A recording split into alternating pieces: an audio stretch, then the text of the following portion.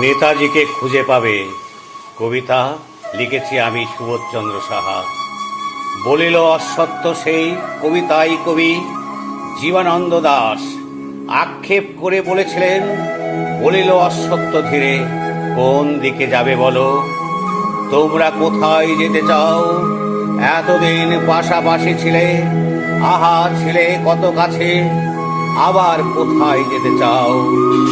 50 বছরও হয়নি কো এই তো সেদিন, তোমাদের পিতামহ বাবা খুড়ো জ্যাঠা মহাশয় জীবনের ক্লান্তি ক্ষুধা আকাঙ্ক্ষার বেদনার সুদে ছিল ঋণ।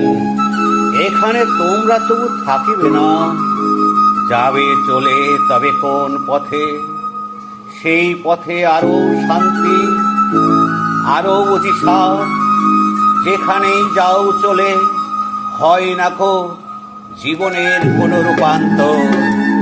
এক ক্ষুধা এক স্বপ্ন এক ব্যথা বিচ্ছেদের কাহিনী ধূসর, প্রাণ তুলে দেখা দেবে যেখানে বাঁধো গিয়ে আকাঙ্ক্ষার ঘর। বলেছিল অশ্বত সেই নড়ে নড়ে অন্ধকারে মাথার উপর, সেই আদিকাল থেকে বসে বসে সময় অক্ষে দেখেছি অনেক জীবনানন্দ একই কবিতা বলে গেছেন। শুধু বসে দেখেছি একই যুদ্ধ একই ক্ষুধা একই আক্ষেপ, জীবনে ফিরে ফিরে আসে জীবনানন্দ ফিরে ফিরে আসেন। সময় অক্ষে বসে দেখলাম বঙ্গভঙ্গ, সেদিনের ব্যথা আমার সর্বতন মন জ্বালিয়ে দিয়েছিল। ভবিষ্যতের প্রত্যাশিত পর্যায়ক্রমিক কাটার জ্বালা অনেক কেঁদেছি আমি তোমাদের খুশির অন্তরালে, যুগে যুগে তোমাদের আনন্দ দিয়েছি আমি। আমার হৃদয় ধূপের সুগন্ধে আমি পুড়ে পুড়ে ছাই হয়ে গেছি। আমি মিনকস্ট এক্সপ্রেসের মূল বিন্দুতে বসে রেখেছি তোমাদের যুগ যুগান্তরের গতিযাত্রের বৃথা স্খলন। হতাশা কিভাবে হৃদয় পোড়াই আমি জানি পুড়ে পুড়ে, তোমরা হয়তো জানো না। আমাকে পদানত করতেই জন্ম হয়েছে বিভিন্ন ধর্মগোষ্ঠী, তাই ধর্মগোষ্ঠী হলো প্রাচীন রাজনীতি, হয়েছে দেবতা অসুর যুদ্ধ। আমাকে পদানত করতেই পৃথিবী হয়েছে দেশে মহাদেশে খণ্ডিত, জন্ম হয়েছে বিশ্ব রাজনীতি। বাবরি মসজিদ, প্রথম বিশ্বযুদ্ধ, দ্বিতীয় বিশ্বযুদ্ধ, মানহাটান প্রজেক্ট, হিটলারের আত্মহত্যা, নেতাজির অন্তর্ধান।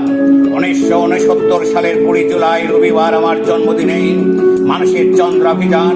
আমার দেশ ভারতবর্ষ হয়েছে দ্বিখণ্ডিত, সাথে আবার জন্ম নিয়েছে বিভিন্ন স্বার্থ গোষ্ঠী পার্টি। আমাকে পদানত করতেই প্রাচীন নবীন রাজনীতি, মানহাটান প্রজেক্ট, আরো কত কি। তোমরা কোথাও যেও না চলে যদি নেতাজিকে ভালোবাসো, তোমরা কোথাও চলে যেও না যদি দেশকে ভালোবাসো, তোমরা কোথাও চলে যেও না যদি নিজেকে ভালোবাসো, তোমরা কোথাও চলে যেও না যদি মানব ধর্ম ভালোবাসো, তোমরা কোথাও চলে যেও না যদি ফুল ভালোবাসো, তোমরা কোথাও চলে যেও না যদি শিশুদের ভালোবাসো। থেকে যাও যেখানে আছো, ধর্ম নিয়ে গবেষণা করে গড়ে তোলো নিজ গৃহে রাম মন্দির। নেতাজিকে খুঁজে পাবে। নমস্কার, সুবোধচন্দ্র সাহা।